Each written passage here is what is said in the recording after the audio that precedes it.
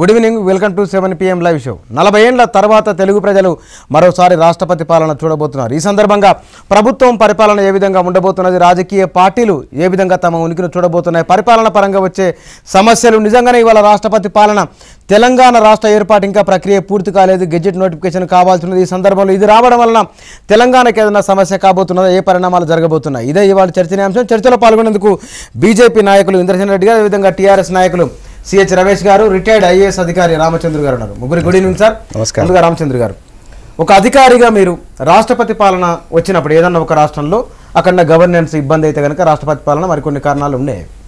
Particular ఇవాళ ఉన్న ఈ తెలంగాణ సందర్భంలో గెజెట్ నోటిఫికేషన్ ఇంకా రాని ఈ సందర్భంలో కొన్ని భయాలు, అనుమానాలు, ఆందోళనలు ఉన్నాయి. ఈ భయాలు, అనుమానాలు, ఆందోళనలో ఎంత మేరకు వాస్తవం ఉంది? భయాలు దేని గురించి అంటున్నారు? భయాలు, ఆందోళన గెజెట్ ఇంకా రాలేదు కదా, మనం ప్రశ్నించే అవకాశం ఉండదేమో కదా అని ఒక. అవునండి. ఇప్పుడు పెట్టిన ప్రెసిడెంట్స్ రూల్ ఆర్టికల్ 356 ప్రకారము దెర్ ఈజ్ ఏ చాప్టర్ 18 కింద వస్తుంది. అది మొత్తం ఎమర్జెన్సీ క్లాస్ అనమాట. ఎమర్జెన్సీ ప్రొవిజన్స్ ఉన్నాయి, కొన్ని ఫైనాన్షియల్ ఎమర్జెన్సీ, కొన్ని ఎక్స్ట్రా ఎమర్జెన్సీ. ఇది internal failure of the constitution in the state, దాని మీద అనమాట అండి. అయితే ఇవాళ పెట్టిన పరిస్థితి చూస్తే failure of the constitutional machinery అనేది ఎక్కడ అవ్వట్లేదు. మరి గవర్నర్ గారు ఎలా రిపోర్ట్ పంపించారో అది తెలియదు. అయితే మీరు అన్న ప్రకారం ఇది మన ఇక్కడ ప్రజలకు, సీమాంధ్ర వాళ్ళకి, తెలంగాణ వాళ్ళకి ఏ విధంగా ఎఫెక్ట్ ఇస్తున్నది మీరు అడుగుతున్నారు. ఈ పరిస్థితుల్లో మనకు ఏది చెప్పదలుచుకున్నా ఇండివిజువల్ చెప్పడానికి హక్కులు అయితే ఉన్నాయి, అవి ఎక్కడ పోవు. కానీ కలెక్టివ్గా ఒక గవర్నమెంట్ ఉంటే, ఒక క్యాబినెట్ కనుక ఉంటే, ఒక ముఖ్యమంత్రి కానీ ఉంటే, మంత్రులు కనుక ఉంటే వాళ్ళ ద్వారా చెప్పడానికి వీలయ్యేది ఉండేది. అది మన చేతిలోంచి అది వెళ్ళిపోయింది. అది అదే ఇక్కడ భారత ప్రభుత్వం ఏమైంది, ఇప్పుడు ఇక్కడ ఇంటర్నల్గా there is a failure of the constitutional mission ఇక్కడ ఏం ఫెయిల్ అవ్వలేదండి. ఎందుకంటే కాన్స్టిట్యూషనల్ మిషన్ ఏమంటే ముఖ్యమంత్రి గారు ఎప్పుడైతే రిజర్వేషన్స్ ఇచ్చారో దాని తర్వాత కేటగిరీ చీఫ్ మినిస్టర్ కాకుండా ఉండకపోయినా కూడా కాన్స్టిట్యూషనల్ మిషనరీ బ్రేక్ డౌన్ అయిందని అనుకోవడానికి వీల్లేదు. అయితే మనకు ఉన్న ఏవి హక్కులు కూడా దీని నుంచి వెళ్ళట్లేదు. భయాందోళన అయితే ఉన్నాయో అంటే ఇక్కడ ప్రభుత్వం ఉంటే, ముఖ్యమంత్రి కానీ ఉంటే, కానీ మినిస్టర్ కానీ ఉంటే, క్యాబినెట్ ఉంటే వీళ్ళతో ఏదైనా చర్చ జరగడానికి వీలుండేది. ఎప్పుడైతే డివిజన్ చేసుకోవాలో ఎంప్లాయీస్ కానీ వేరే వసతులు కానీ డివిజన్ చేసుకోవాలండేదో అప్పుడు కొంచెం ఈజీగా ఉండేది. కానీ ఇప్పుడు అది వాళ్లకు తలచినట్టుగా భారత ప్రభుత్వానికి ఏదైతే అఫ్కోర్స్ ఇప్పుడు ఈ ఆర్టికల్స్లో, వేరియస్ ఆర్టికల్స్లో పొందుపరిచింది మన ఈ బిల్లో, రీఆర్గనైజేషన్ బిల్లో అది ఉంది. ఎందుకంటే ఎప్పుడైనా డిస్ప్యూట్ ఇద్దరి మధ్యన రిషిడరీ ఆంధ్రప్రదేశ్కును తెలంగాణ మధ్యన ఏదైనా డిస్ప్యూట్ వస్తే the final authority the government of India, అది ఉంది ఆల్రెడీ. కానీ అది ఇప్పుడే వాళ్ళు చేతిలో చేసుకున్నారు. మనకు ఇద్దరికి అవగాహన ఇది లేకుండా, చెప్పడానికి వీలు లేకుండా అది వాళ్ళ చేతిలో తీసుకున్నారు. అది అంటే ఈ గెజెట్ నోటిఫికేషన్ ఇంకా రాలేదు కదా, రాలేదు కాబట్టి దీనిపైన ఉన్న గెజెట్ నోటిఫికేషన్ మీద ఎఫెక్ట్ ఏం పడదండి. గెజెట్ నోటిఫికేషన్కి, గవర్నెన్స్కి ఇదివరకు కూడా మీరు ఎప్పుడైతే పంజాబ్ నుంచి హర్యానా వేరుపడిందో అప్పుడు కూడా భారత ప్రభుత్వం ఇప్పుడైతే కొన్నాళ్ళైనా సాగింది ఇక్కడ ప్రభుత్వం బిల్ నడిచినప్పుడు, అక్కడ మొత్తం ప్రెసిడెంట్ రూల్ పెట్టేసేసి డివిజన్ చేసి గందరగోళమే ఉన్నది. సో దీని మీద ఎఫెక్ట్ ఏం పడదండి.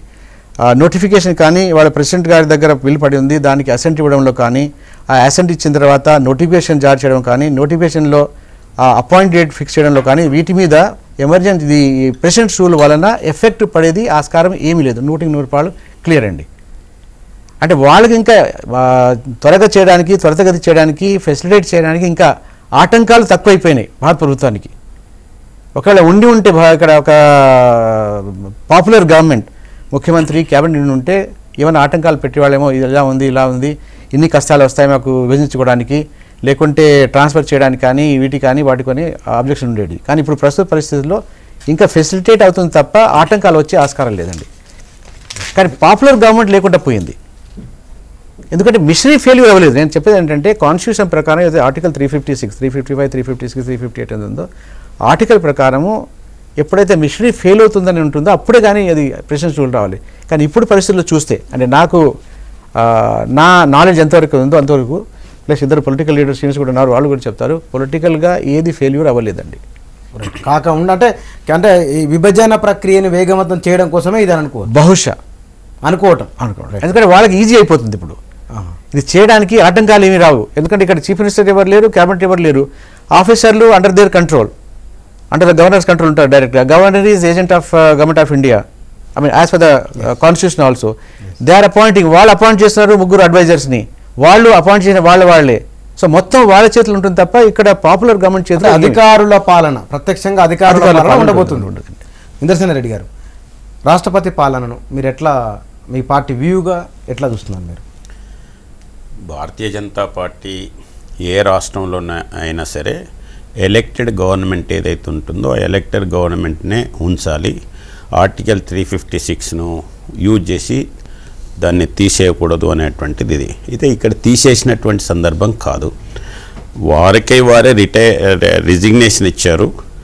తర్వాత ఇప్పుడున్నటువంటి దీంట్లో డిస్ప్యూట్, దీంట్లో 2 ప్రాంతాలుగా విభజన చేయాలనేటువంటి నిర్ణయం చేసినటువంటి సందర్భంలో కాంగ్రెస్ పార్టీ వాళ్ళ యొక్క మెజారిటీ సభ్యులు ఉన్నారని అనుకున్నప్పుడు వాళ్ళకు ఆల్టర్నేటివ్ గవర్నమెంట్ని ప్రొవైడ్ చేయటంలో ఫెయిల్యూర్ అయింది. కేంద్రంలో రాష్ట్రంలో వాళ్ళ పార్టీ వాళ్ళ ప్రభుత్వాలు ఉన్న తర్వాత కూడా ఫెయిల్యూర్ అయ్యి ఈరోజు గత వారం 10 రోజుల నుండి పెండింగ్లో పెట్టారు. నా అభిప్రాయం ఏమంటే కనీసం ఇది ఇంకా ఫెయిల్యూర్ అంటే ఏం ఫెయిల్యూర్ అనేది అది కూడా ఒక మాట చెప్పండి. ఫెయిల్యూర్ అంటే ఎక్కడ ఫెయిల్యూర్, ఏం ఫెయిల్యూర్ అనేది? నేను ఫెయిల్యూర్ అంటే ఆల్టర్నేటివ్ గవర్నమెంట్ని కాంగ్రెస్ పార్టీ వాళ్ళకు ఉన్నటువంటి ఎమ్మెల్యేస్ ఉన్న తర్వాత కూడా ఏర్పాటు చేయటంలో ఫెయిల్యూర్ అయినారు. కాబట్టి ఈరోజు ప్రెసిడెంట్ రూల్ పెట్టారు. ఆలస్యంగానైనా సరే ఇది 9 రోజుల నుండి పెండింగ్లో పెట్టకుండా ఈ రోజైనా ఒక నిర్ణయం తీసుకున్నారు కాబట్టి దాన్ని ఓకే, ఇంకా వేరే ఆల్టర్నేటివ్ లేదు కాబట్టి వాళ్ళు నిర్ణయం తీసుకున్నారు. అయితే దీనికి ఈరోజు విభజన ప్రక్రియకి ఏ రకమైనటువంటి లింక్ లేదు. ఈ విభజన ప్రక్రియను ఫాస్ట్గా చేయటానికో లేకపోతే డిలే చేయటానికో అనేటువంటి కాదు, అది వేరే ఇష్యూ, ఇది వేరే ఇష్యూ. ఇది రెగ్యులర్గా గవర్నమెంట్ నడవటం కొరకు చేసేటువంటి పాపులర్ గవర్నమెంట్ ఏదైతే ఉందో అది ఉండవలసినటువంటి ప్లేస్లో ఈరోజు గవర్నర్ రూల్ తీసుకొచ్చారు. అంతవరకే నా యొక్క అభిప్రాయం.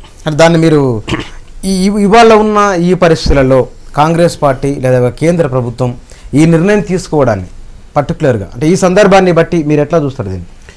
అదే వేరే ఆల్టర్నేటివ్ లేదు. అంటే ఓవరాల్గా కాంగ్రెస్ పార్టీ యొక్క ఫెయిల్యూరు, ఈ ప్రక్రియ ఇదంతా కూడా ముందే తెలుసు, ధిక్కరిస్తున్నాడు చీఫ్ మినిస్టర్ అనే సంగతి ముందే తెలుసు. ముందే తెలిసినప్పుడు ఆల్టర్నేటివ్గా ఆలోచన చేయవలసినటువంటి అవసరం ఉండే. ఆల్టర్నేటివ్ చేయకుండా చివరి మూమెంట్ వరకు డ్రాగ్ ఆన్ చేసి దీంట్లోకి వెళ్ళి రాజకీయ లబ్ధి పొందాలనేటువంటి ఆలోచనతో చూశారు. ఈ గత వారం రోజుల్లో కూడా ఏ రకంగా రాజకీయ లబ్ధి పొందుతుందనేటువంటి దృష్టితోటే చూశారు తప్ప ఇంకో రకంగా ఆ రకంగా పెండింగ్లో పెట్టి చివరికి ఏం చేయలేక ఈరోజు ఒక నిర్ణయానికి వచ్చారు. రమేష్ గారు, తెలంగాణ బిల్లు పాస్ చేయడానికి కాంగ్రెస్ పార్టీ పెద్దలు కానీ కేంద్ర ప్రభుత్వంలో ఉన్న పెద్దలు కానీ ఆల్టర్నేటివ్స్ దాదాపుగా చూసుకున్నట్లే చాలా వేగంగా చాలా పకడ్బందీగా వెళ్ళిపోయారు. కానీ ఇక్కడ ఆంధ్రప్రదేశ్లో ఈ రాష్ట్ర ప్రభుత్వాన్ని లేదా ఇక్కడ ఇంద్రసేన రెడ్డి గారు చేసిన ఆర్గ్యుమెంట్తో మీరు ఈ పర్టికులర్ సందర్భంలో దాన్ని వాడుకోవడంలో, ఈ పర్టికులర్ సందర్భంలో పాపులర్ గవర్నమెంట్ లేకుండా చేయడంలో నిజంగా దాని వైఫల్యము లేదా నాయకత్వం దీన్ని పట్టించుకోకపోవడం ఉంది అని అంటే దీన్ని మీరు ఈ అంశంతో మీరు ఏకీభవిస్తారా? అవును, ఇంతకుముందు వారు చెప్పినట్టుగా అనివార్యమైన పరిస్థితి వచ్చింది. ముఖ్యమంత్రి గారు తన ముఖ్యమంత్రి పదవికి కాకుండా ఎమ్మెల్యేగా కూడా రాజీనామా చేసినారు. కాబట్టి ఎమ్మెల్యేగా కూడా రాజీనామా చేసిన తర్వాత అపధర్మ ముఖ్యమంత్రిగా కూడా ఉండడానికి వీల్లేదు నైతికంగా అని చెప్పి వారు గవర్నర్ గారు చెప్పినట్టు, మరి గవర్నర్ గారు కూడా ఇప్పుడున్న పరిస్థితులలో మరి కాంగ్రెస్ పార్టీకి అంటే కాంగ్రెస్ పార్టీ అనేది ఆంధ్రప్రదేశ్ కాంగ్రెస్ పార్టీ అనేది లేదు, వాస్తవంగా విభజన జరిగిపోయింది కాబట్టి కాంగ్రెస్ పార్టీలో చీలిక వచ్చేసినాయి. ఎవరు ముఖ్యమంత్రి అయినా కానీ ఇక్కడ ముఖ్యమంత్రి అక్కడ గొడవలు, ఇక్కడైతే అక్కడ గొడవలు అనే ఉద్దేశం కాంగ్రెస్ పార్టీ ఉన్నది కాబట్టి, లేకపోతే కాంగ్రెస్ పార్టీ రెండు మూడు రోజుల కొరకైనా కానీ ఎవరైనా పెట్టేటువంటి పార్టీయే. ఎందుకంటే ఎన్నికల సమయంలో ప్రభుత్వం ఉంటే వాళ్ళకు బహుశా ఎవరికైనా కానీ మొగ్గు చూపే అవకాశాలు ఉంటాయి, ఎంత ఎలక్షన్ కమిషన్ ఉన్నప్పటికీ కూడా. కానీ అనివార్యమైన పరిస్థితి, కిరణ్ కుమార్ రాజీనామా చేయడం జరిగింది. ఇప్పుడు ఒక ముఖ్యమంత్రిని పెట్టినట్టే, చిరంజీవిని పెట్టినట్టే తెలంగాణలో మళ్ళీ గొడవ వస్తుంది. ఒక కాంగ్రెస్ పార్టీ మళ్ళీ ఒక సీమాంధ్ర నేతను పెట్టింది మా మీద అనేది, ఎందుకంటే ఇంకా గెజిట్ నోటిఫికేషన్ రాలేదు కదా. సో ఇవన్నీ చూసుకొని, కానీ ఇంద్రసేన రెడ్డి గారు ఇంకో మాట కూడా అన్నారు, ఆయన ఎన్నికలను దృష్టిలో పెట్టుకొని చేసింది కాబట్టి ఇంత వ్యవహారం నడిచింది, ఇన్ని ఇబ్బందులు వస్తున్నాయని అంటున్నారు. అంటే అనివార్యమైన పరిస్థితి, వేరే మార్గం అనేది వాళ్ళకు లేదు కాబట్టి చేయడం జరిగింది. బహుశా ఏ మార్గం ఉన్నా కానీ అపధర్మ ముఖ్యమంత్రిగా ఉంటే ఈ మంత్రులు ఉండేవాళ్ళు, నామినేటెడ్ పోస్టులు ఉండేవి, ఇవంతా ఉండేది వాళ్ళకు. కానీ అనివార్యమైన పరిస్థితి వచ్చింది కాబట్టి చేయడం జరిగింది. అది బహుశా ఒకటే మన సంతృప్తి ఏమిటంటే తెలంగాణ బిల్లు పైన కానీ కేంద్రంలో జరుగుతున్నటువంటి రాష్ట్రపతి గారి ఆమోదం దానికి దీనికి సంబంధం లేదు కాబట్టి ఇంకా 2-3 వారాలలోనే, అంటే ఒక నెల రోజుల్లోనే ఎన్నికలు కూడా ఉన్నాయి కాబట్టి అంతగా ప్రజలు దీనిపైన ఏదో మునిగిపోయినటువంటిగా భావించడం లేదు. మన తెలంగాణ బిల్లు పాస్ అయింది కాబట్టి మొదలు గట్టెక్కినామనేటువంటి భావనలో ఉన్నారు. ఇప్పుడు ఎదురిగి మరి నోటిఫికేషన్ వచ్చిన తర్వాత మొత్తం కార్యక్రమాలు కూడా మరి ఎలక్షన్ కమిషన్ ద్వారా ఎలక్షన్ కమిషన్ చేతిలో ఉంటాయి కాబట్టి ఇదేదో పెద్దగా సంక్షోభం, ఆ పార్టీ సంక్షోభం తప్పితే ఇక్కడ రాష్ట్రంలో వేరే సంక్షోభంగా వచ్చినట్టుగా ప్రజలు భావిస్తలేరు. Right sir. ఢిల్లీ నుంచి కాంగ్రెస్ నాయకులు మాజీ స్పీకర్ సురేష్ రెడ్డి గారు మనకు లైవ్లోకి వచ్చారు. సురేష్ రెడ్డి గారు, good evening sir. Congress party అంటే ఇక్కడ 2 వాదనలు వస్తున్నాయి. కాంగ్రెస్ పార్టీ మేనేజ్మెంట్ రాష్ట్ర స్థాయిలో సరిగా చేసి ఉంటే కనుక తెలుగు ప్రజలు రెండోసారి రాష్ట్రపతి పాలన చూసేవారు కాదు అని ఒకటి. రెండవది, ఇవాళ ఈ సందర్భంలో మీరు కాంగ్రెస్ పార్టీ నాయకులుగా, మాజీ స్పీకర్గా ఈ పర్టికులర్ సందర్భాన్ని మీరు ఎట్లా చూస్తున్నారు?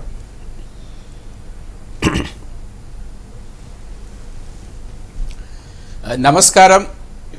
ఈ అంశాన్ని నేను ఊహించాను, ఈ వాతావరణం, ఈ పరిస్థితి వస్తుందని.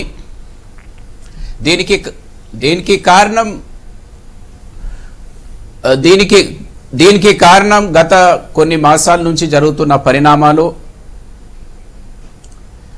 వాయిస్ ఎక్కువ అవుతుంది అండ్ మీకు తెలుసు కూడా, ఎందుకంటే కొన్ని మాసాల నుంచి రెండు ప్రాంతాల వారిగా నాయకులు కానీ మంత్రులు కానీ ఈ ప్రాంతం ఆ ప్రాంతం అని విడిపోయారు. సో ఇటువంటి పరిస్థితుల్లో ఇది తప్ప ఇంకా వేరే మార్గం అనేది కనిపించలే. ముఖ్యమంత్రి గారు రాజీనామా చేసిన తర్వాత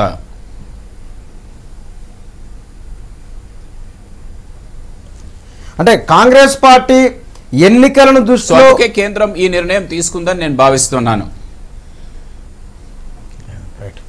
సార్, కాంగ్రెస్ పార్టీ ఇంద్రసేనారెడ్డి గారు మీరు మాట్లాడతారా అండి? ఇప్పుడు మన మిత్రులు చెప్తున్నారు, అంటే వీళ్ళు ముందే ఊహించేశారు కష్టాలు రాబోతాయేమని. ఇంకోసారి గవర్నమెంట్ని, పాపులర్ గవర్నమెంట్ని ఇన్స్టాల్ చేస్తే బహుశా అలజడి రావచ్చు, మళ్ళీ కోపతాపాలు పెరగవచ్చు, సీమాంధ్రులకి తెలంగాణని వాళ్ళు ఊహించవచ్చు, అందులో నిజమండి ఉండొచ్చు. కానీ ఒకటి ఎక్స్పెక్ట్ చేసేసి అవుతుందేమో అని ఎక్స్పెక్ట్ చేసేసి ముందే దాన్ని యాక్షన్ తీసుకోవడం, పాపులర్ గవర్నమెంట్ని, పాపులర్ సిస్టమ్ని నొక్కి పెట్టడం అది సమంజసం కాదు. అది చెప్పలేదు, మీరు కాదు, రమేష్ గారు అన్నమాట. అంటే మళ్ళీ గవర్నమెంట్ పెట్టేస్తే అంటే 2-3 పేర్లు తీసుకున్నా వాళ్ళని సీఎం చేసేస్తే ముఖ్యమంత్రి మాట వినటం లేదు, ముఖ్యమంత్రి కేంద్ర ప్రభుత్వం చెప్పినట్టుగా చేయటం లేదు, వాళ్ళ ప్రభుత్వం వాళ్ళ సుపీరియారిటీ చెప్పినట్టుగా చేయటం లేదు. కాబట్టి ముందే వాళ్ళు ఇది ఊహించి ఈ యొక్క ముఖ్యమంత్రి మీద వాళ్ళ పార్టీ వాళ్ళు కాబట్టి యాక్షన్ తీసుకొని అతన్ని పక్కన పెట్టేసి ఇంకోని పెట్టేసి చేసి ఉంటే ఇది సరిపోయేది. అదే అండి, మీరు చెప్పేది కొంచెం కరెక్షన్ చేస్తాను. భారత ప్రభుత్వం ఏమీ డైరెక్షన్స్ ఇవ్వలేదండి, దాన్ని ముఖ్యమంత్రి గారు ఉల్లంఘించలేదు. కాంగ్రెస్ పార్టీ వాళ్ళకు ఆ ఉల్లంఘన జరగవచ్చు, కానీ కాంగ్రెస్ పార్టీ అంటున్నాను నేను, సెంట్రల్ గవర్నమెంట్ అంటున్నారు. సెంట్రల్ గవర్నమెంట్ ఉల్లంఘన అయితే ఆటోమేటిక్గా కాంగ్రెస్ 365ని వాళ్ళు వినియోగించవచ్చు. 365 కానీ 365 అయితే వాళ్ళు ఏమన్నా డైరెక్షన్స్ ఇస్తే డైరెక్షన్ ఫాలో కాకపోతే 365 కింద government of India can take control. 356 కింద. సార్, సురేష్ రెడ్డి గారు, కేంద్ర ప్రభుత్వ నిర్ణయానికంటే కూడా పార్టీగా కాంగ్రెస్ పార్టీ వైఫల్యం ఉన్నది. ఒక సమస్యను దాని అనుభవంలో చూడకుండా ముందే ఊహించి ఇంకొక సమస్యను, ఇంకా వాస్తవంగా చెప్పాలంటే తెలుగు ప్రజలకు ఇవాళ తమ అభిప్రాయాన్ని కానీ లేదా భావాన్ని కానీ వ్యక్తం చేసే అవకాశం లేకుండా చేసిందని ఒక విమర్శ. వెల్, దాంతో నేను ఏకీభవించానండి. ఎందుకంటే ఇప్పుడు ఇది ఒక్క పొలిటికల్ పార్టీతో సంబంధం ఉన్న అంశం కాదు. ఇది మీకు తెలుసు, గత 4-5 సంవత్సరాల నుంచి అనేక రాజకీయ పార్టీలు వారి అభిప్రాయాలు ఏ విధంగా మారుతూ వచ్చాయి, ప్రాంతాల వారిగా ఆ పార్టీలో ఉన్న వారే ఏ విధంగా విడిపోయారు. సో ఇటువంటి పరిస్థితి బహుశా దేశంలో ఏ రాష్ట్రంలో రాలేదు. అయినప్పటికీ కూడా దీన్ని గత 4-5 సంవత్సరాల నుంచి సుదీర్ఘంగా ఇరు ప్రాంతాల వారితో, ఇరు ప్రాంతాల నాయకులతో, అనేకమైన NGOస్తో, ఉద్యమ సంఘాలతో చర్చించిన తర్వాత తీసుకున్న నిర్ణయం. ఈ నిర్ణయం అయిపోయిన తర్వాత ఇప్పుడు రేపో ఎల్లుండో మీకు నోటిఫికేషన్ రాబోతుంది. కాబట్టి అటువంటి సమయంలో రాష్ట్రపతి పాలన రావటం వలన పెద్ద ఇబ్బంది అవుతుంది అనేది మాత్రం నేను భావించడం లేదు. ఒకవేళ పాపులర్ గవర్నమెంట్ కూడా ఉన్నప్పటికీ కూడా వాళ్ళు ఈ నోటిఫికేషన్ షెడ్యూల్ రాగానే కేర్ టేకర్ కింద మారిపోతారు. కాబట్టి కేర్ టేకర్ కింద మారడం ఒకటి.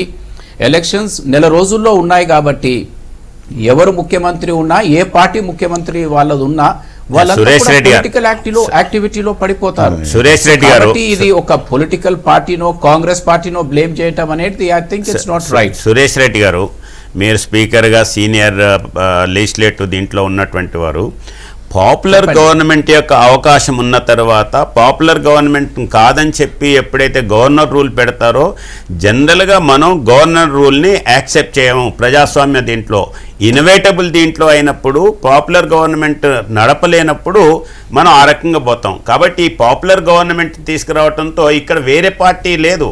కాంగ్రెస్ పార్టీలో ఉన్నటువంటి ముఖ్యమంత్రి విననప్పుడు కాంగ్రెస్ పార్టీ ముందే ఊహించి ఆ రకమైనటువంటి నిర్ణయం తీసుకుని ఉంటే బాగుండేది అనేటువంటిదే, కానీ వేరే పార్టీ కాబట్టి ఇంకో రకంగా అనేటువంటిది కాదు. ఇక్కడ మీ దగ్గర మాట్లాడింది ఇంద్రసేనారెడ్డి గారు, బీజేపీ నాయకులు, ఇందాక మీతో మాట్లాడింది సురేష్ రెడ్డి గారు. అవును, వారు మా పాత మిత్రుడు. వారిని చూడకున్నా వారి గొంతుతో నేను గుర్తుపట్టాను. సో నమస్కారం ఇంద్రసేన్ రెడ్డి గారు. వెల్, మీరు చెప్పిన అంశం బాగానే ఉంది, కానీ మీకు కూడా తెలుసు ఇప్పుడు ఇక్కడున్న పరిస్థితులు, మన రాష్ట్రంలో జరుగుతున్న పరిస్థితులు ఒక నార్మల్ వాతావరణంలో జరగటం లేదు. ఇప్పుడు ఈరోజు రాష్ట్రపతి పాలన తీసుకురావడానికి కారణాలు కూడా ఒక పాపులర్ గవర్నమెంట్ ఉండాలి అని ప్రతి ఒక్క వాళ్ళం కోరుకుంటాం. మన రాష్ట్రంలో ఈ వాతావరణం రావడానికి కారణం లా అండ్ ఆర్డర్ కాదు, లేకుంటే ఇంకో ఏ విధమైన సంక్షోభం కాదు. ఇది ప్రాంతాల వారిగా ప్రతి ఒక్క పొలిటికల్ పార్టీలో డివిజన్ అయిపోయాది. రేపు పాపులర్ గవర్నమెంట్ని ఏర్పాటు చేద్దామన్నా ఎవరు ముందుకొచ్చి చేసే పరిస్థితిలో లేరు. So in a situation like this ఇంకా మళ్ళీ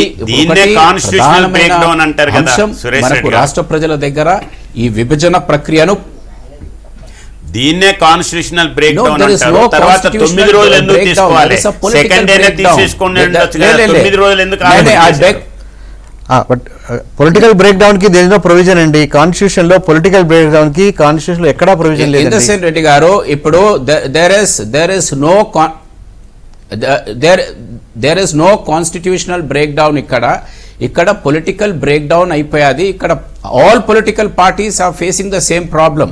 అయితే మనం ఒకటి అర్థం చేసుకోవాలి, ఇప్పుడు రాష్ట్ర ప్రజల ముందు ప్రధానంగా ఉన్న అంశం ఏంటంటే ఇబ్బంది లేకుండా విడిపోవాలి. ఈ విడిపోయే ప్రక్రియలో ప్రతి ఒక్క పొలిటికల్ పార్టీ వారి పాత్రను ఏ విధంగా పోషిస్తారు, ఏ విధంగా సహకరిస్తారు అనేదే మోస్ట్ ఇంపార్టెంట్ ఇష్యూ.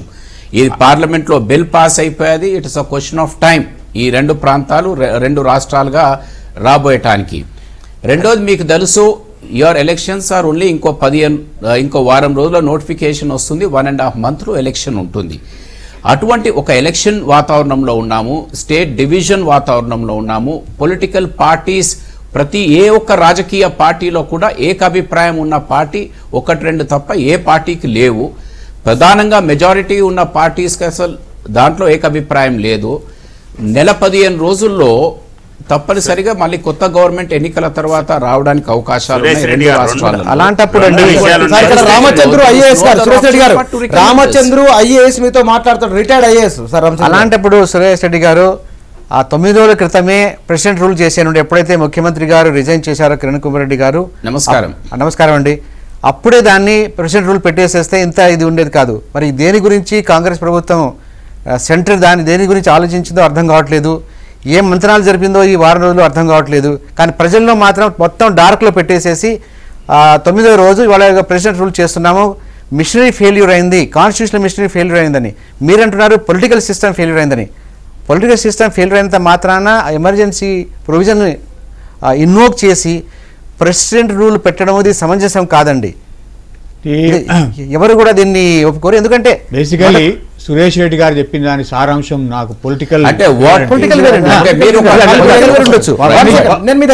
ఒకటే సెంటెన్స్ దాని ఏంటంటే ఇప్పుడు ప్రస్తుతం కిరణ్ కుమార్ రెడ్డి గారు తర్వాత కాంగ్రెస్ పార్టీ నుంచి ఎవరు కూడా ముఖ్యమంత్రిగా అయ్యేటువంటి సంఖ్యాబలం 2 రాష్ట్రాలు అవుతున్నాయి కాబట్టి లేవు.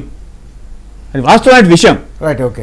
వాళ్ళు అదే చెప్తున్నారు. ఈ పరిస్థితులలో ఒక నాయకుడిని 2 ప్రాంతాలు వాళ్ళు అన్నది మిగతా 9 రోజులు ఏం జరిగిందని. సురేష్ రెడ్డి గారు, అవకాశం ఉన్నది ఇంకా 9-10 రోజుల ఛాన్స్ ఉన్నా సరే దాన్నంతా వదిలేసి వాళ్ళ మొత్తం తెలుగు సమాజాన్ని డార్క్ లో ఎందుకు పెట్టారు అనేది.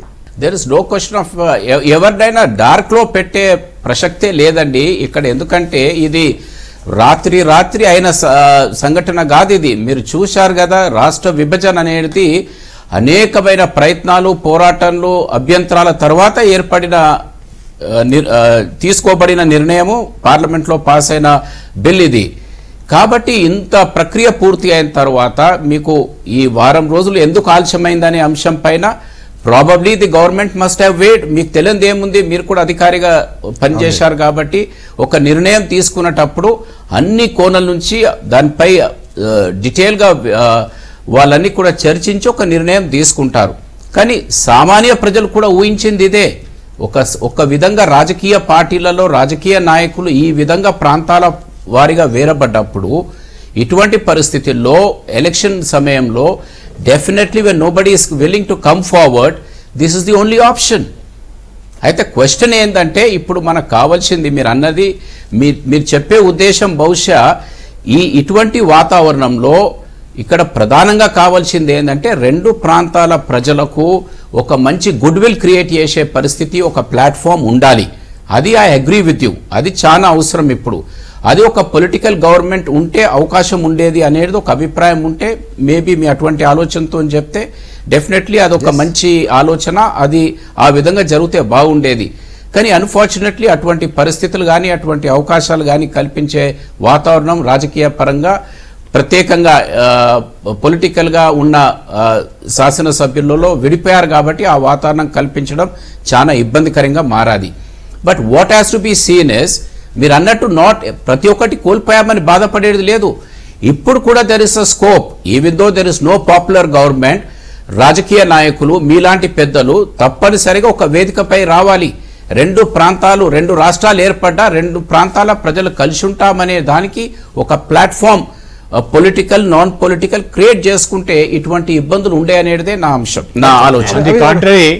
ఆన్ ది కాంట్రరీ ఈ ప్రెసిడెంట్ రూల్ వల్ల కిరణ్ కుమార్ రెడ్డి గారు అయితే తమ ఆఫీసును తమ సిబ్బందిని మొత్తాన్ని కూడా తెలంగాణను అడ్డుకోవడానికే మిస్యూజ్ చేసినారు. కాబట్టి ఒక విధంగా ఒక రిలీఫ్ లాగా నేను భావిస్తున్నాను. అంతేకాకుండా ఇప్పుడు 3 వారాలు ఎలక్షన్ ఉన్నాయి కాబట్టి పార్టీలన్నీ కూడా ఓకే సార్. రమేష్ గారు, రాష్ట్రపతి పాలన మీరు రిలీఫ్ గా ఫీల్ అవుతున్నారా? ఎందుకంటే కిరణ్ కుమార్ రెడ్డి గారు ఇంతకుముందు సురేష్ రెడ్డి గారు కానీ ఐఏఎస్ ఆఫీసర్ గారు చెప్పినట్టుగా పెద్ద మనిషిగా ఉంచి 2 ప్రాంతాలకు మరి న్యాయం చేసే విధంగా కేంద్రం చేసే నిర్ణయాలను అందరికీ నచ్చజెప్పుకుంటూ ఒక విధమైనటువంటి పెద్దన్న పాత్ర పోషిస్తే మంచిదే ఉండేది.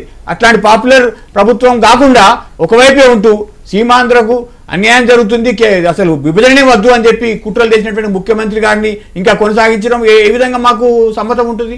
కాబట్టి చెప్పేందంటే పొలిటికల్గా చెప్పేది ఏమంటే, సరే ఆయన సొంతగా రాజీనామా చేసినారు, ఆయన ఎవరు పడగొట్టలేదు, చేయలేదు. ఏది ఏమైనా కానీ ఈ చివరి ప్రక్రియలో భాగంలో కానీ ఆయన ఇంకా కొంత ముందు రాజీనామా చేసి ఇంకా బాగుండేది, వచ్చి ఉండేది కావచ్చు ప్రభుత్వం. అది రాకుండా చేయడానికి కూడా ఆయనకే ఆప్షన్స్ ఉన్నాయి. ఏది ఏమైనా కానీ పొలిటికల్గా అక్కడ ఒక మరి ఈ విభజన జరుగుతున్నటువంటి సమయంలో ఆయన చేసినటువంటి దుశ్చర్యలు 5 మాసాలుగా జూలై 31 నుంచి మనం అందరం చూసాం. కాబట్టి ఆ వ్యక్తి ఉన్నట్టయితే ఇంకా ఎన్ని సమస్యలు సృష్టించేవాళ్ళనే భయం కూడా ఉంది ప్రజల లోపల.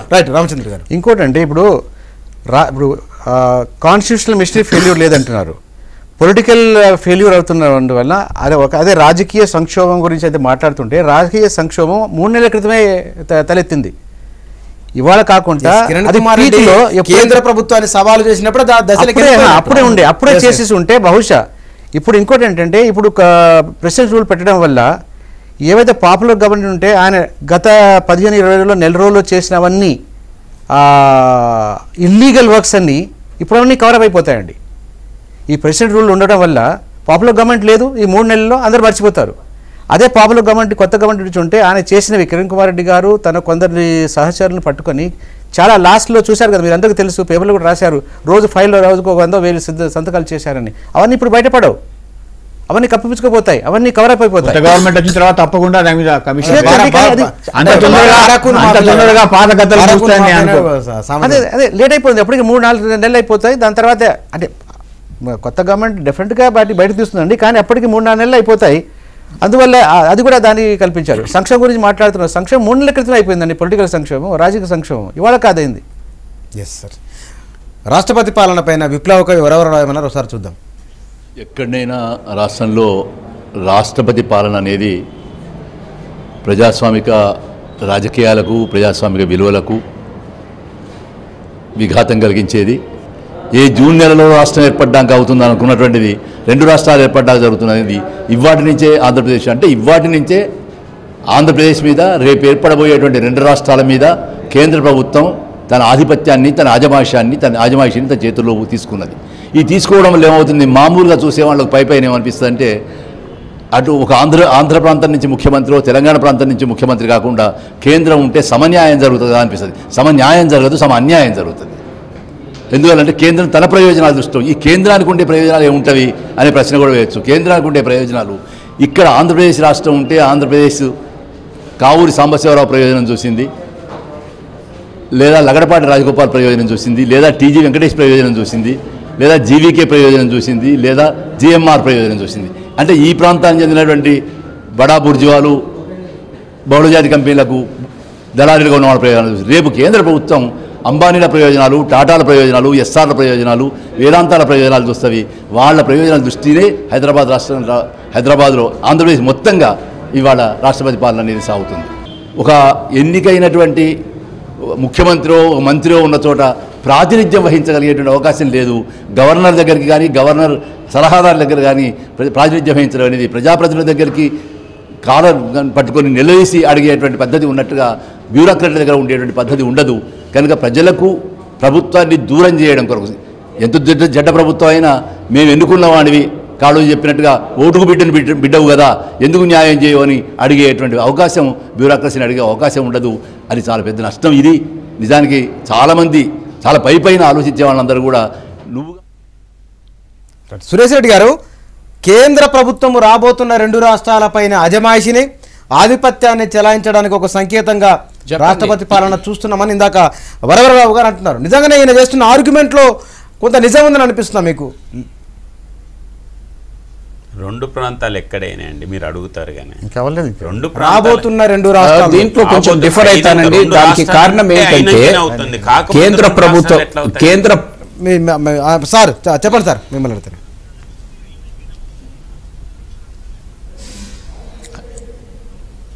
అంటే దీంట్లో ఒకటి ఏంటంటే ఇప్పుడు ప్రధానంగా ఏదైతే ఆందోళన భయం వారు వ్యక్తం చేశారో కేంద్రం వారి పెత్తనాన్ని చెలాయించడానికి ఈ నిర్ణయం తీసుకుందని, అది కరెక్ట్ కాదు. దానికి కారణం ఏంటంటే రాష్ట్రంలో ఉన్న ప్రభుత్వం కానీ నిన్నటి వరకు లేకుంటే ఈరోజు కేంద్రంలో ఉన్న ప్రభుత్వం కూడా ఇంకో 4-5 రోజులే ఉంటుంది. ఆ తర్వాత కేర్ టేకర్ గవర్నమెంట్ అవుతుంది.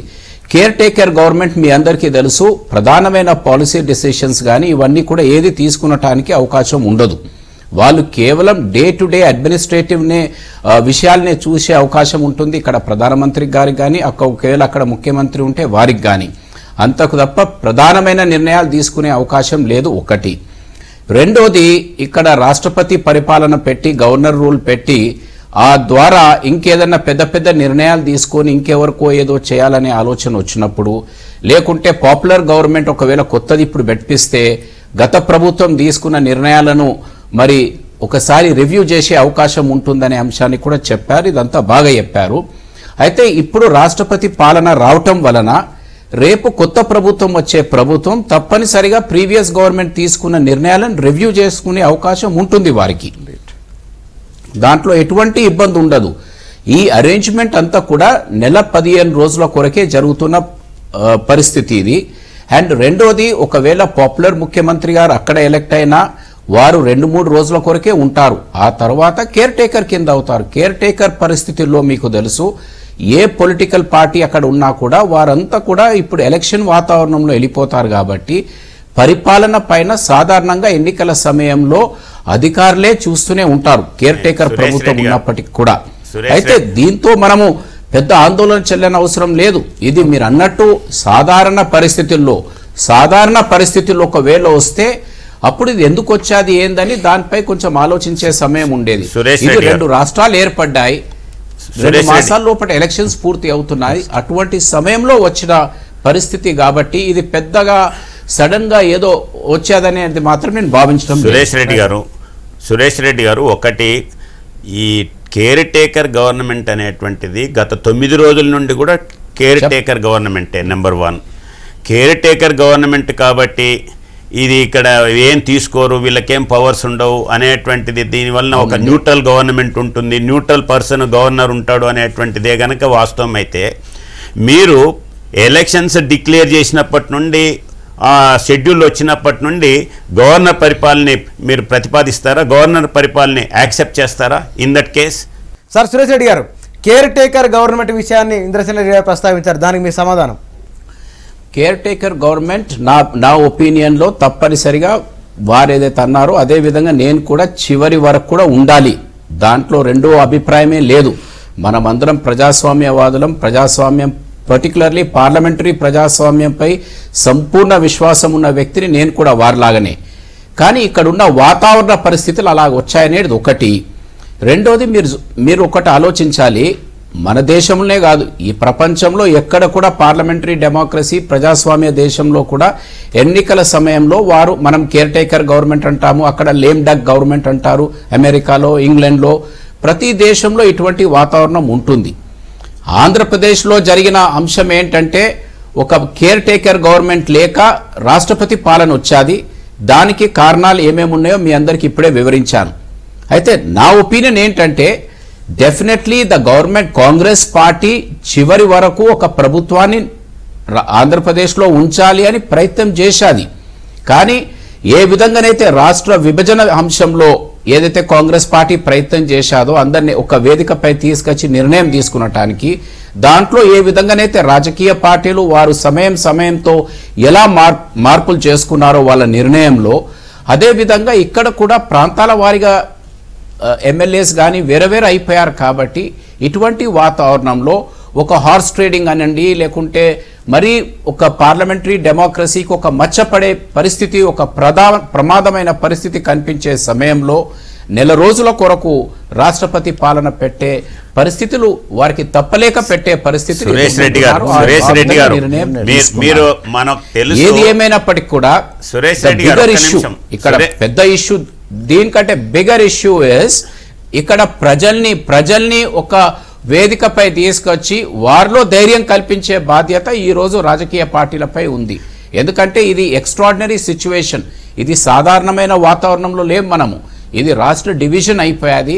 ఈ డివిజన్ కూడా కార్డియాలిటీతో జరగలేదు, అన్ఫార్చునేట్లీ అనేకమైన ఇబ్బందులతో జరిగిన అంశం. కాబట్టి ప్రజలు గాయపడి ఉన్నారు. కాబట్టి వారిని ఒక ప్రాంతంలో మరో ప్రాంతంలో ఏదైతే ప్రజలు ఉన్నారో వారు అన్ని విధాల సరే మా రాష్ట్రం మాకు కావాలని తెలంగాణ ప్రజలు అనుకున్నారు. దానికి వేరే రాష్ట్రంలో అనేకమైన రాయితీలు ప్రకటించినా వారు ఏమన్నా ఇవ్వండి మాకు అభ్యంతరం లేదు, మా రాష్ట్రం మాకు కావాలని ఇటువైపు అడుగుతున్నారు. అటువైపు ఏమో వాళ్ళు ఇంకా మాకు రావాల్సినవి రాలేవని అటువైపు అంటున్నారు. ఆ సమయంలో ఎన్నికలు వచ్చాయి. So it is our responsibility మొదలు ప్రజల మధ్యన ఈ డిఫరెన్సెస్ పెరగకుండా చూడాలి. సురేష్ రెడ్డి గారు, పొలిటికల్ పార్టీస్ యొక్క రోలు రాజ్యసభలో బిల్లు పాస్ కావటం తోటే దాని యొక్క రోల్ పూర్తయింది. ఇప్పుడు పొలిటికల్ పార్టీస్ మళ్ళీ పోయి లాజికల్ దీంట్లో లేకపోతే లీగల్ దీంట్లో లేకపోతే పార్లమెంటరీ సిస్టంలో చేసేదేం లేదు. కాబట్టి రెండో పార్టీ ఏదైతే చెప్పారో, రెండో పార్టీ ఏదైతే డివిజన్ స్మాల్ అమెండ్మెంట్. ఓకే, నేను చెప్పేది ఏంటంటే మీరు రోల్ అనేది రాజ్యసభలో బిల్ పాస్ అయిపోతే పొలిటికల్ పార్టీస్ పాత్ర క్లోజ్ అయిపోయేది అనేది అన్నారు. దాంట్లో కొంచెం నేను డిఫర్ చేస్తాను. ఎందుకంటే పొలిటికల్ పార్టీస్ది లెజిస్లేటివ్ రోల్ అయిపోయాది, కానీ పొలిటికల్ రోల్ పెరిగాది. అది మీరు అర్థం చేసుకోవాలి. నేను కూడా అదే చెప్తున్నాను. మీరు అందుకని మీరు మాట్లాడినటువంటి ఫస్ట్ పార్ట్ ఏదైతుందో లీగల్ దీంట్లో అది అయిపోయినట్టు, సెకండ్ పార్ట్ ఏదైతుందో ప్రజలలో ఆ యొక్క దీంట్లో లేకుండా అభివృద్ధి దిశలో తీసుకెళ్లడం కొరకు మనం చేయవలసినటువంటి ఆలోచన ఉంది. ఆ ప్రాంతం గానీ ఈ ప్రాంతం గానీ సమస్యలని పరిష్కరించడం కొరకు, అభివృద్ధి దిశలో తీసుకెళ్లటం కొరకు, వాళ్ళకున్నటువంటి అనుమానాల్ని తొలగించటం కొరకు రాజకీయ పార్టీల యొక్క పాత్ర తప్పకుండా ఉంటుంది. దాన్ని అమలు చేయవలసినటువంటి బాధ్యత మనందరిపైన ఉంది.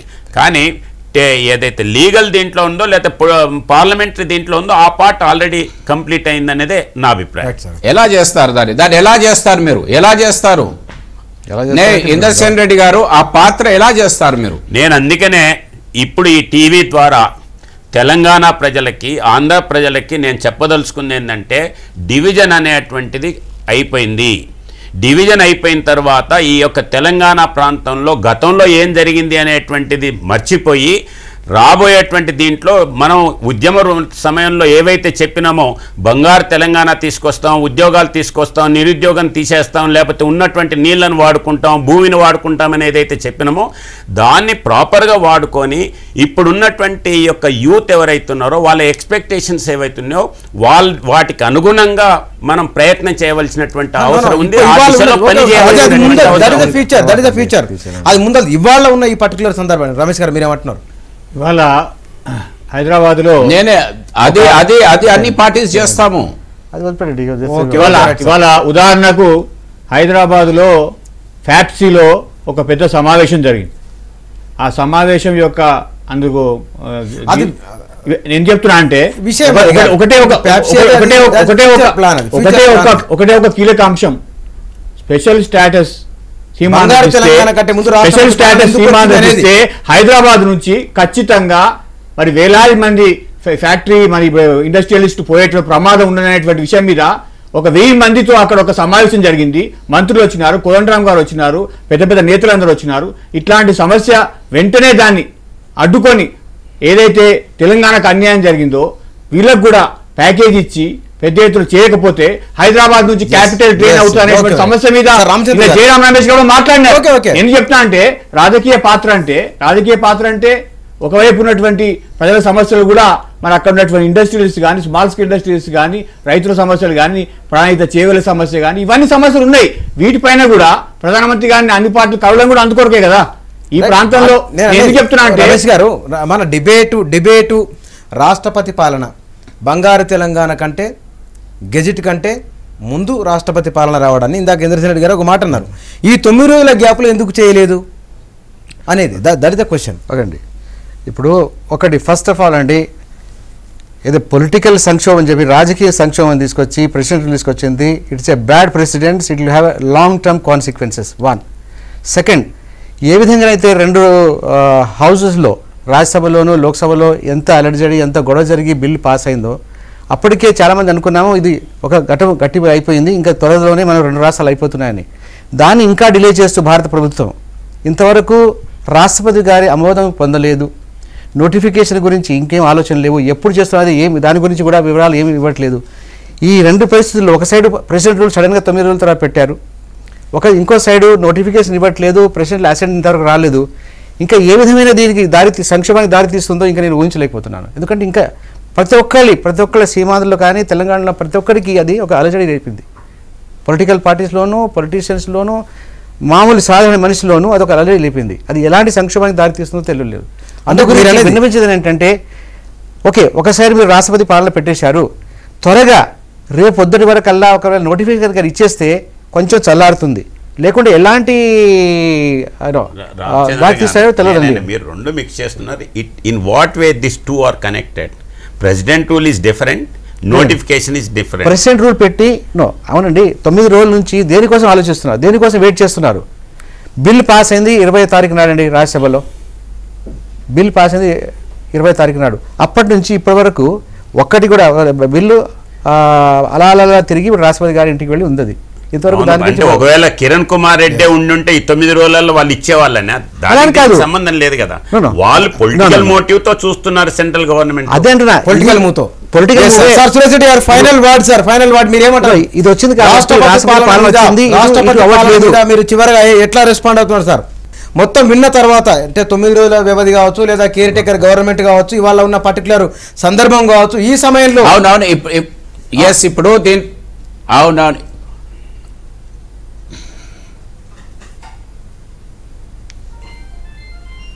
వెల్ ఇప్పుడు నేను చెప్పినట్టు ఇది టెక్నికల్గా కానీ లేకుంటే లీగాలిటీలో కానీ లేకుంటే రాజకీయ పరంగా కానీ ఇదంతా కూడా ఊహించి వచ్చిన అంశంగా నేను భావిస్తున్నాను. దీంట్లో ప్రధానంగా ఏదో పెద్ద ఇబ్బందులు అవుతాయి, ఈ రాష్ట్రపతి పాలన ఒక వారం రోజులు మొదలు వచ్చేది కాబట్టి దీంతో ఇబ్బందులు అవుతాయని మాత్రం నేను ఊహించడం లేదు. ఎందుకంటే ప్రజలంతా కూడా ఎన్నికల వాతావరణంలోకి వచ్చేసాం.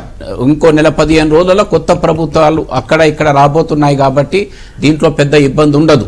అయితే మెయిన్ ఇష్యూ ఒకటి ఏముంటుందంటే ఈ సమయంలో అఫీషియల్ మెషినరీ అనేది కొంచెం అలర్ట్గా ఉండాలి. ఇప్పుడు ఉదాహరణకు నేను ఇక్కడ ఢిల్లీలో ఉన్నాను, మాకు అక్కడ కమ్మర్పల్లి మండలంలో రాళ్ల వర్షం పడింది, పంటలు నష్టపోయాయి. కాబట్టి అటువంటి సమయంలో అధికారులు ఎవరైతే ఉంటారో వాళ్ళ పాత్ర ఇంపార్టెంట్ ఉంటుంది. ఎమర్జెన్సీ ఎక్కడెక్కడనైతే అవసరాలు ఉంటాయో అక్కడ కొంచెం జాగ్రత్తగా పనిచేయటమే తప్ప అదర్వైజ్ రాజ్యాంగ పరంగా కానీ లేకుంటే ఇంకో పరంగా కానీ ఎటువంటి నష్టం ఉండదనేదే నా అభిప్రాయం. ఎందుకంటే ఈ వాతావరణంలో ఇంత పొలిటికల్ అన్సర్టనిటీ శాసనసభలో ఉన్నప్పుడు ఇంత 2 ప్రాంతాలుగా విడిపోయిన తరువాత వీళ్ళతోనే ఒక ప్రభుత్వం ఏర్పడుతుందనే నమ్మకం మాత్రం ఎవరికీ కూడా లేకపోయినుండే. ఎందుకంటే ఒక పార్టీ నుంచి ఇంకో పార్టీలోకి వెళ్ళిపోయారు, ఒక ప్రాంతం వాళ్ళు ఒకవైపు ఉండిపోయారు, ఒక పార్టీ వాళ్ళు ఇంకో పార్టీలో కలిసి ఎన్నికల్లో పోటీ చేశారు, ఇప్పుడు వేరబడిపోయారు. అనేకమైన కారణాలతో ఈ శాసనసభ క్లోజ్ అవుతుంది. కాబట్టి ఇటువంటి సమయంలో నా అభిప్రాయంలో ఇదే ఒక చివరి మార్గంగా ఉండే కాబట్టి కేంద్ర ప్రభుత్వం ఆ నిర్ణయం తీసుకుంది. సురేష్ రెడ్డి గారు చివరిగా ఒకటి, మీరు ఎలక్షన్స్ అవుతున్నాయి, ఎలక్షన్స్ తర్వాత ఇది సాల్వ్ అవుతుంది అంటున్నారు. కానీ 119 సీట్లలో ఒక సీట్ ఏదైతే ఉందో ఆ భద్రాచలంలో ముంపు ప్రాంతాలకు సంబంధించినటువంటి సీటు ఇప్పుడు ఎలక్షన్స్ అటుపోతాయా ఇటుపోతాయా? కాబట్టి ఎలక్షన్స్ ముందు చేస్తారా, ఎలక్షన్స్ తర్వాత చేస్తారా? ఆ సీట్ని ఏం చేస్తారు? అక్కడ ఉన్నటువంటి ఓటర్స్ను అటు ఓటు వేయమంటారా, ఇటు ఓటు వేయమంటారా, ఇద్దరికి వేయమంటారా? కొంచెం ఎక్స్ప్లెయిన్ చేస్తే బాగుంటుంది. అదే ఇప్పుడు ఈ సమయంలో ప్రశ్నలు పెట్టడం వల్ల ఒక అనుమానం ఏం కలుగుతుందంటే ఈ ప్రక్రియని ఇంకా ఆలస్యం చేస్తారనే అనుమానం వస్తుంది.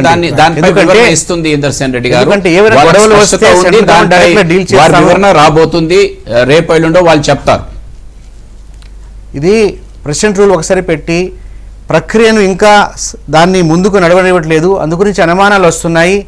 దీన్ని ఇప్పుడు చేస్తారా, ఇంకా దాన్ని డిలే చేస్తారా అని అనుమానాలు వస్తున్నాయండి. అందు గురించి నేను అంటాను అలజడి రావచ్చు, గొడవలు రావచ్చు అనే అనుమానం ఉంది. నాట్ దట్ దానికి లింక్ అండి. లింక్ ఎందుకంటే ముందు పెట్టేసి ఉంటే అనుమానం వచ్చేది కాదు. 9 రోజుల నుంచి వెయిట్ చేస్తున్నారు, అందు గురించి అనుమానాలు వస్తున్నాయి. Right sir. సార్ ఢిల్లీ నుంచి లైవ్లో పాల్గొన్న సురేష్ రెడ్డి గారు, అదేవిధంగా ఇందర్శన్ రెడ్డి గారు, రమేష్ గారు, రామచంద్ర గారు, ముగ్గురికి ధన్యవాదాలండి. నల్గొండ జిల్లా భువనగిరిలో సోనియా సలాం సభ జరుగుతూ ఒకసారి చూద్దాం.